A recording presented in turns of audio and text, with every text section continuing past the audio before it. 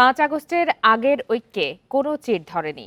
দেশে কোনো মতপার্থক্য নেই, বিশ্বকে সেটি জানিয়ে দিতে হবে বলে জানান প্রধান উপদেষ্টা ডক্টর মোহাম্মদ ইউনূস। জাতীয় ঐক্যের লক্ষ্যে রাজনৈতিক দলের সঙ্গে সংলাপে এসব কথা বলেন তিনি।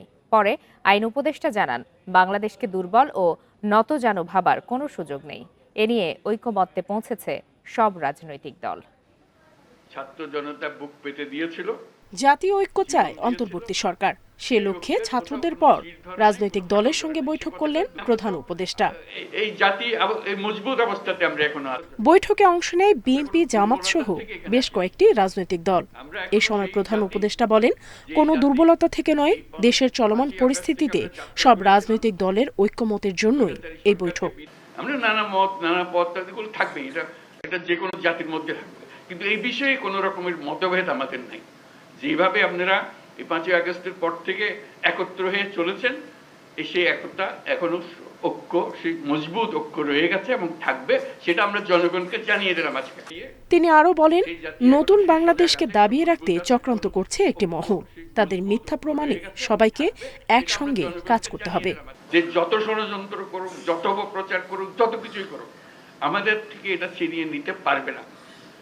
কারণ আমাদের রক্ত এখনো শুকায় নাই। আমাদের দেয়ালে দেয়ালে যে লেখাগুলো আছে আসা যাওয়ার পথে রোজ পড়েন, সেগুলো মুছে যায় না, এখনো দগদগ করছে এগুলো এখনো, সেটা আমাদের বুকেও দগদগ করছে। কাজে আমরা সেই শক্তিমান জাতি, আমরা লড়াই করব। সংলাপ শেষে আইন উপদেষ্টা জানান, গণঅভ্যুত্থানের মধ্য দিয়ে যে ঐক্য তৈরি হয়েছে তা অটুট রয়েছে। সবাই মিলে ব্যাপক শক্তিশালী বাংলাদেশকে দুর্বল, শক্তিহীন, নতজানু ভাবার কোনো রকম অবকাশ নাই। এটা এই জাতীয় ঐক্যমতে, এটা একটা জাতীয় সমাবেশের মধ্যে দিয়ে, সকল রাজনৈতিক সমাবেশের মধ্যে দিয়ে এই বার্তা প্রকাশ করতে, এই বার্তা জানিয়ে দিতে বলা হয়েছে। উপদেষ্টা আরও জানান, বাংলাদেশের স্বাধীনতা, সার্বভৌমত্ব ও অস্তিত্ব রক্ষায় ঐক্যমতে পৌঁছেছে সবাই। সবাই এক, সবচেয়ে উপরে দেশ। নুরসেলিনা শিউরি, ইন্ডিপেন্ডেন্ট নিউজ, ঢাকা। সার্বভৌমত্বের প্রশ্নে ঐক্যবদ্ধ থাকবে সব রাজনৈতিক দল। প্রধান উপদেষ্টার সঙ্গে বৈঠকে এমনটি জানিয়েছেন নেতারা। বুধবার বিকালে রাজধানীর ফরেন সার্ভিস একাডেমিতে দলগুলোর সঙ্গে ডক্টর ইউনূসের এই বৈঠক চলে 3 ঘণ্টা। বৈঠকে খন্দকার মোশাররফ হোসেনের নেতৃত্বে বিএনপির 5 সদস্যের একটি দল অংশ নেয়। পরে গণমাধ্যমকে খন্দকার মোশাররফ জানান, দ্রুত জাতীয় নির্বাচন আয়োজনে প্রধান উপদেষ্টাকে আহ্বান জানিয়েছেন তারা। দেশি বিদেশি ষড়যন্ত্র ঠেকাতে নির্বাচনের বিকল্প নেই। এদিকে জামায়াতের আমির শফিকুর রহমান বলেন, কোনো ধরনের চরমপন্থায় এক চুল ছাড় দেয়া হবে না। এছাড়া চক্রান্তের বিরুদ্ধে কৌশলী ভূমিকা নেয়ার জন্য সরকারকে আহ্বান জানান অন্যান্য রাজনৈতিক নেতারা।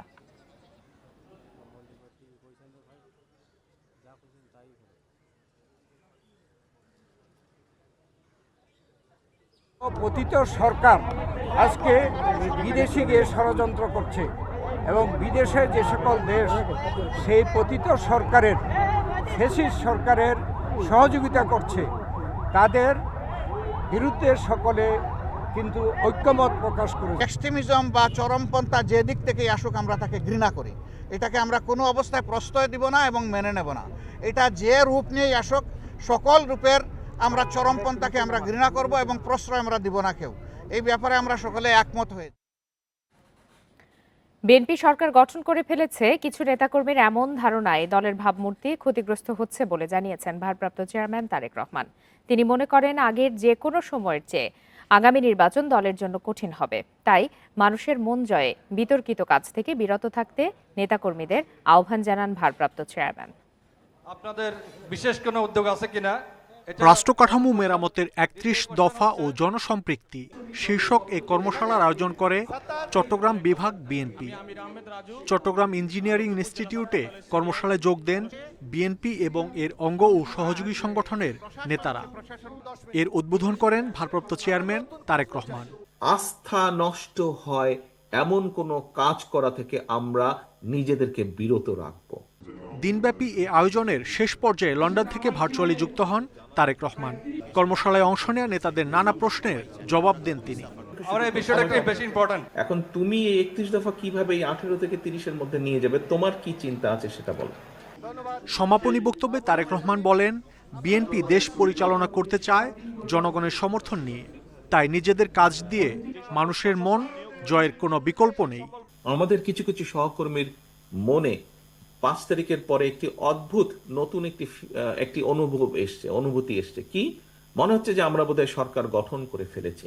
তাদের বিভিন্ন আচরণের জন্য বিভিন্নভাবে বিভিন্ন জায়গায় দল ক্ষতিগ্রস্ত হচ্ছে, দলের ইমেজ ক্ষতিগ্রস্ত হচ্ছে। সেই ভোটের সময় তো আপনি ধানের শীষের পক্ষে ভোট করতে যাবেন, আপনি কোন মুখে তাদের কাছে ভোট চাইবেন? আজকে যদি এমন কোন বিতর্কিত কথা বা বিতর্কিত কাজ আপনি করে থাকেন, তখন তো সে আপনাকে উল্টা ইনসাল্ট করবে। তারেক রহমান বলেন, অতীতের যে কোনো ভোটের চেয়ে আগামী নির্বাচন অনেক কঠিন হবে। কেউ যদি আমরা ভেবে থাকি যে আমাদের প্রধান রাজনৈতিক প্রতিপক্ষ যাকে আমরা ভাবতাম তারা মাঠে এখন দুর্বল, তারা নেই মাঠে বা মাঠে দুর্বল, এবং তাহলে আমাদের সবকিছু সোজা একদম সসর করে আমরা চলে যাব, আল্লাহর ওয়াস্তে এই কথাটি মন থেকে সরিয়ে দিন। বিএনপি তথা আপনার বিরুদ্ধে, যেহেতু আপনি বিএনপির প্রতিনিধি, আপনার বিরুদ্ধে অনেক ষড়যন্ত্র কাজ করছে। একটু ঠান্ডা মাথায় আল্লাহর ওয়াস্তে এগুলো চিন্তা করুন আপনারা। দেশ গঠনে 31 দফা তৃণমূল পর্যন্ত ছড়িয়ে দিতে নেতাকর্মীদের প্রতি আহ্বান জানান বিএনপির ভারপ্রাপ্ত চেয়ারম্যান। মাহমুদ শরীফ, ইন্ডিপেন্ডেন্ট নিউজ। বিএনপি নেতা হারিস চৌধুরীর মৃত্যু নিয়ে ধোঁয়াশা কাটল 3 বছর পর। সাভারে মাহমুদুর রহমান নামে কবর দেয়া ব্যক্তি হারিস চৌধুরী। ডিএনএ পরীক্ষায় প্রমাণ মিলেছে বলে জানিয়েছে হাইকোর্ট। সেই সাথে রাষ্ট্রীয় মর্যাদায় সিলেটে দাফনের জন্য পরিবারকে অনুমতি দিয়েছে আদালত। সাবেক প্রধানমন্ত্রী খালেদা জিয়ার রাজনৈতিক উপদেষ্টা ছিলেন হারিস চৌধুরী। সাভারে 2021 সালে মাহমুদুর রহমান নামে দাফন করা হলেও তিনি আসলে বিএনপি নেতা হারিস চৌধুরী। এই দাবিতে হাইকোর্টে রিট করেন তার মেয়ে সামিরা তানজিন চৌধুরী। পরে আদালতের নির্দেশে গেল 16 অক্টোবর কবর থেকে তোলা হয় মরদেহ। পরিচয় নিশ্চিত হতে ডিএনএ নমুনা সংগ্রহ ও পরীক্ষা করা হয়। বুধবার হাইকোর্ট জানায়, বিএনপি নেতা হারিস চৌধুরীর ডিএনএ পরীক্ষায় পরিবারের সাথে মিল পাওয়া গেছে। পরিষ্কারভাবে পুলিশ প্রশাসন বলে, কনসার্ন ডিপার্টমেন্ট, যে ওই বডিটির ব্যারিস্টার সামিরা তানজিন চৌধুরী ওনার জৈবিক পিতা, তার মানে ওনার পরিচয় নিয়ে আর কোনো সন্দেহ থাকে না। হারিস চৌধুরীর শেষ ইচ্ছা অনুযায়ী মুক্তিযোদ্ধার প্রাপ্য সম্মান সহ নিজ বাড়িতে দাফনের অনুমতি চেয়েছিল পরিবার। পরিচয় নিশ্চিত হওয়ায় তাতে আর বাধা থাকলো না। আমি শুরু থেকেই বলেছি, আমি দাফন করেছি নিজের হাতে, আমার বুকে আমার বাবা মারা গেছেন, এবং সেই সত্যটা বেরিয়ে আসলো। এটা দুঃখজনক যে আমাকে এটার মধ্যে দিয়ে যেতে হলো। হারিস চৌধুরী সাবেক প্রধানমন্ত্রী বেগম খালেদা জিয়ার রাজনৈতিক উপদেষ্টা ছিলেন। 14 বছর আত্মগোপনে থাকার পর 2021 সালে করোনায় আক্রান্ত হয়ে মারা যান তিনি। সে সময় পরিবারের সদস্যদের বরাতে বিদেশে মৃত্যুর খবর জানানো হয়েছিল। নুরসেলিনা শিউলি, ইন্ডিপেন্ডেন্ট নিউজ, ঢাকা। ঢাকায় আসছেন ভারতের পররাষ্ট্র সচিব বিক্রম মিশ্রি। পররাষ্ট্র উপদেষ্টা জানান, 9 বা 10 ডিসেম্বর তার সঙ্গে বৈঠক হবে। আলোচনায় গুরুত্ব পাবে ভারত বাংলাদেশ চলমান সংকট। বিকালে পররাষ্ট্র মন্ত্রণালয়ের ব্রিফিংয়ে তিনি মন্তব্য করেন, ব্রিটিশ পার্লামেন্টেও জুলাই আগস্ট অভ্যুত্থান নিয়ে ভুল তথ্য দেওয়া হয়েছে। 5 আগস্ট পালিয়ে গেছেন শেখ হাসিনা, আশ্রয় দিয়েছে ভারত। তারপর থেকেই বাংলাদেশের সঙ্গে ভারতের সম্পর্কের টানাপোড়েন শুরু।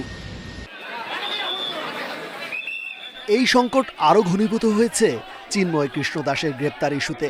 সোমবার আগরতলায় বাংলাদেশের সহকারী হাইকমিশনে হামলা হয়। প্রতিবাদে বন্ধ করে দেওয়া হয় সেবা কার্যক্রম। হাইকমিশনার প্রণয় ভার্মাকে তলব করে ক্ষোভও জানায় ঢাকা। এই পরিস্থিতির মধ্যেই ঢাকা আসছেন ভারতের পররাষ্ট্র সচিব বিক্রম মিশ্রি। পররাষ্ট্র উপদেষ্টা জানান, আগামী সপ্তাহে তার সঙ্গে বৈঠক। আমরা যেটুকু জানি যেটা একদিন আগে হতে পারে হয়তো, অথবা 10 ডিসেম্বর, যে আমরা চাই ভালো সম্পর্ক, তবে সেটা রেসিপ্রোকাল ভিত্তিতে হতে হবে। দুই পক্ষ থেকেই সেটা চাইতে হবে এবং সে লক্ষ্যে কাজ করতে হবে। এদিকে মন্ত্রণালয়ে পররাষ্ট্র উপদেষ্টার সঙ্গে সাক্ষাৎ করেন ব্রিটিশ হাইকমিশনার সারা কুক। পরে উপদেষ্টা বলেন, জুলাই আগস্টের গণ অভ্যুত্থান নিয়ে ব্রিটিশ পার্লামেন্টে তুলে ধরা ভুল তথ্যে আপত্তি জানানো হয়েছে। প্রকৃত গ্রাউন্ডের তথ্য সেটাতে রিফ্লেক্টেড হয়নি। পার্লামেন্টের মেম্বাররা তো যা ইচ্ছা তাই বলবেন, এটাতে তো কারো কিছু করার নেই, আমাদেরও কিছু করার নেই, কিন্তু আমাদের যে অবস্থানটা সেটা যেন তারা তাদের চ্যানেলে জানান। তিনি আরও বলেন, 5 আগস্ট পরবর্তী হত্যা নিয়ে ভুল পরিসংখ্যান দিয়েছে যুক্তরাজ্যের অল পার্টি পার্লামেন্ট গ্রুপ। দেখানোর চেষ্টা করা হয়েছে যে 5 আগস্টের পরে বেশি মৃত্যু। রেজওয়ানুল হক, ইন্ডিপেন্ডেন্ট নিউজ, ঢাকা। ভারতের সাথে সম্পর্কে টানাপোড়েন রাজনৈতিক, এতে বাণিজ্যিক বা অর্থনৈতিক সম্পর্কে প্রভাব পড়বে না বলে দাবি করেছেন অর্থ উপদেষ্টা ডক্টর সালেহ উদ্দিন আহমেদ। বলেন, ভারত থেকে আমদানির পণ্য সময় মতোই আসবে। সচিবালয়ে ক্রয় সংক্রান্ত উপদেষ্টা কমিটির বৈঠক থেকে অর্থ উপদেষ্টা বলেন, চাল আমদানির বিষয়ে সিদ্ধান্ত হয়েছে সভায়। এজন্য ভারত, মিয়ানমার, থাইল্যান্ডের বিষয়ে আলোচনা হয়েছে।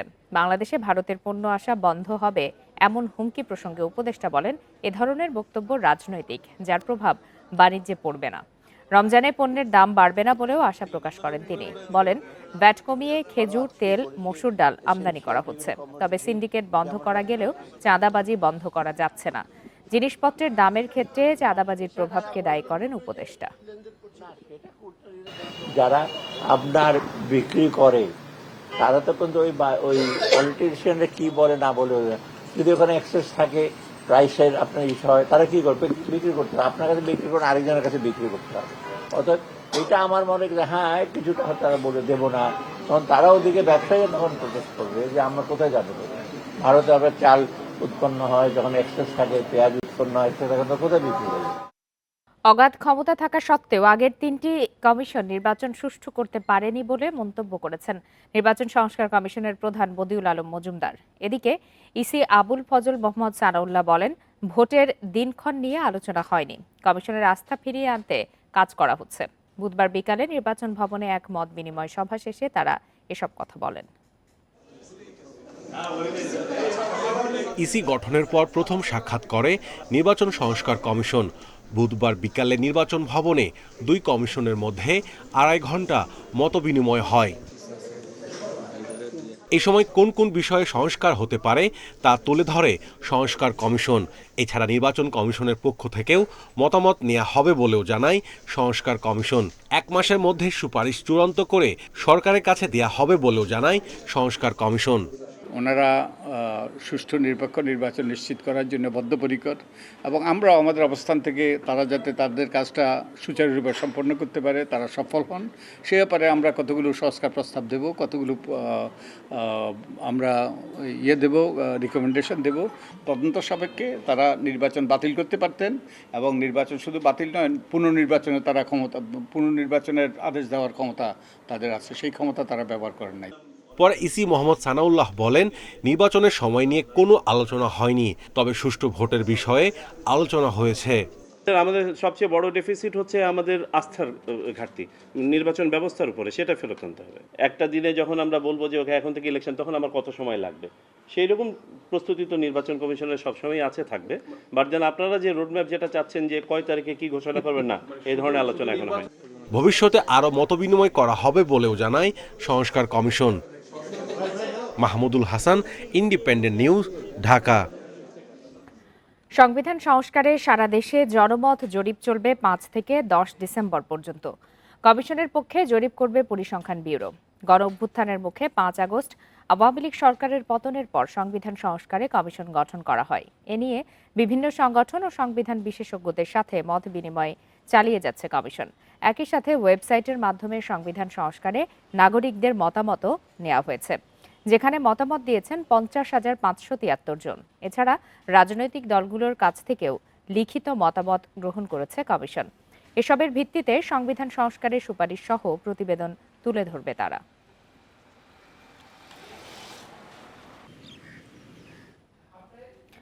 জুলাই গণহত্যা মামলায় সাবেক মন্ত্রী আমির হোসেন আমু ও কামরুল ইসলামকে গ্রেপ্তার দেখিয়ে কারাগারে পাঠিয়েছে আন্তর্জাতিক অপরাধ ট্রাইব্যুনাল।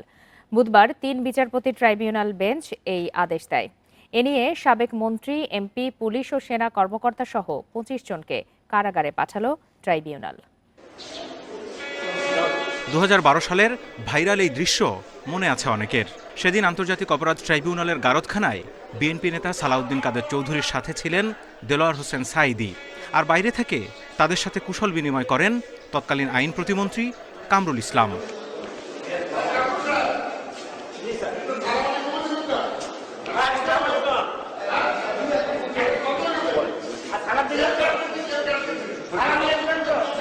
এক যুগ পর এবার গণহত্যা ও মানবতা বিরোধী অপরাধের আসামি হয়ে সেই ট্রাইব্যুনালের গারদখানায় ঢুকতে হলো সাবেক মন্ত্রী কামরুল ইসলামকে।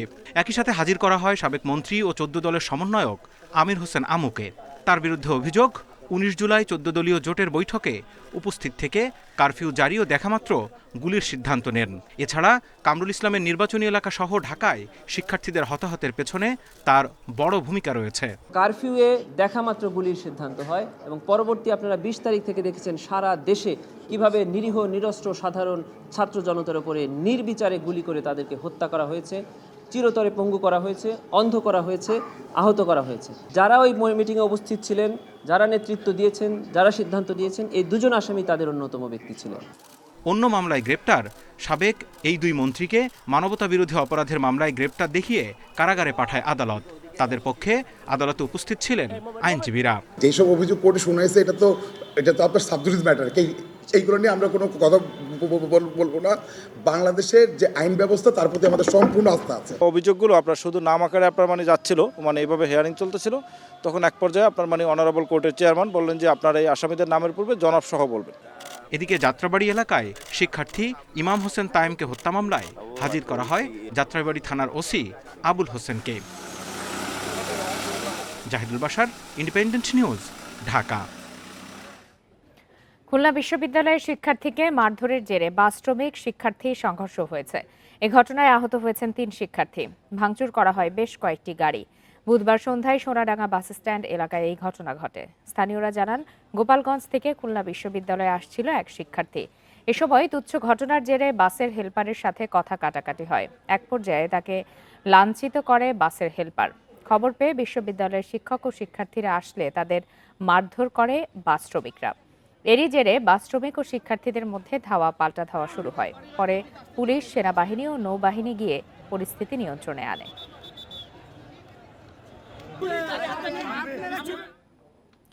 স্ত্রী মিতু হত্যা মামলায় প্রায় 3.5 বছর পর জামিনে মুক্ত হলেন সাবেক এসপি বাবুল আক্তার। বুধবার 5:30টার দিকে চট্টগ্রামের কেন্দ্রীয় কারাগার থেকে বের হন তিনি। বাবুল আক্তারের আইনজীবীর দাবি, আইনি লড়াইয়ে এক ধাপ বিজয় পেলেন তারা। শিগগিরই বাবুল আক্তার এই মামলা থেকে খালাস পাবেন। তবে কারাগার কর্তৃপক্ষের নিষেধ থাকায় গণমাধ্যমে কথা বলেননি বাবুল আক্তার। এর আগে 2021 সালের 12 মে স্ত্রী মাহমুদা খানম মিতু হত্যা মামলায় প্রধান আসামি হিসেবে গ্রেপ্তার হন বাবুল আক্তার। এরপর থেকে কারাগারে ছিলেন তিনি। গত 27 নভেম্বর বিচারপতি মোহাম্মদ আতোয়ার রহমান ও বিচারপতি আলী রেজার হাইকোর্ট বেঞ্চ তাকে জামিন দেয়। আগে থেকেই বলে আসছে বাবুল আক্তার যে আমাকে ষড়যন্ত্রমূলকভাবে আমার এককালীন বস পিবিআই প্রধান বাবু মনোজ কুমার আমাকে এই মামলায় জড়িয়েছে, এবং যেহেতু উনি পিবিআই প্রধান, সেই জন্য ওনার ইঙ্গিতে পিবিআই চট্টগ্রামের অফিস অতি তৎপর ছিল ওনার বিরুদ্ধে মামলা প্রমাণ করার জন্য। ডেঙ্গুতে 24 ঘন্টায় আরও 5 জনের মৃত্যু হয়েছে। এ নিয়ে চলতি বছরে রোগে আক্রান্ত হয়ে 509 জন মারা গেলেন। মারা যাওয়া 5 জনের মধ্যে 2 জন ঢাকা উত্তর ও 1 জন ঢাকা দক্ষিণ সিটির বাসিন্দা। বাকি 2 জন ঢাকার বাইরের। বুধবার স্বাস্থ্য অধিদপ্তরের বিজ্ঞপ্তিতে এসব তথ্য জানানো হয়েছে। একদিনে নতুন করে হাসপাতালে ভর্তি 629 জন। জানুয়ারি থেকে এখন পর্যন্ত হাসপাতালে ভর্তি রোগী 94,314 জন। 24 ঘন্টায় আক্রান্ত রোগীর মধ্যে প্রায় 36% নারী এবং 64% পুরুষ। একদিনে হাসপাতাল থেকে ছাড়পত্র পেয়েছেন 752 জন। এ নিয়ে চলতি বছর ছাড়পত্র পেলেন 91,374 জন ডেঙ্গু রোগী।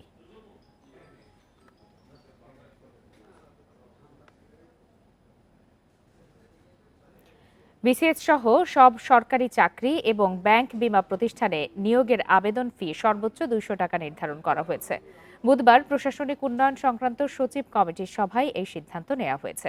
একই সঙ্গে বিসিএস-এ প্রতিবন্ধী আবেদনকারীদের বাড়তি কোনো অর্থ দিতে হবে না। সচিব কমিটির সভা শেষে জনপ্রশাসন মন্ত্রণালয়ের সিনিয়র সচিব মোহাম্মদ মোখলেসুর রহমান এই তথ্য জানান। বলেন, বিসিএস-এ আবেদনের ক্ষেত্রে আগে ছিল 700 টাকা, নতুন সিদ্ধান্ত অনুযায়ী এটি হবে 200 টাকা। বিসিএস-এ চাকরি প্রার্থীদের আবেদনের ফি কমানোর বিষয়ে পিএসসি থেকে আদেশ জারি করা হবে বলেও জানান সিনিয়র সচিব। এছাড়া ব্যাংক, বীমা, আধা সরকারি যে কোনো প্রতিষ্ঠানের চাকরির আবেদন ফি সর্বোচ্চ 200 টাকা নির্ধারণ করা হয়েছে। 1 সপ্তাহের মধ্যে ফি কমানোর প্রজ্ঞাপন জারি হবে বলেও উল্লেখ করেন তিনি।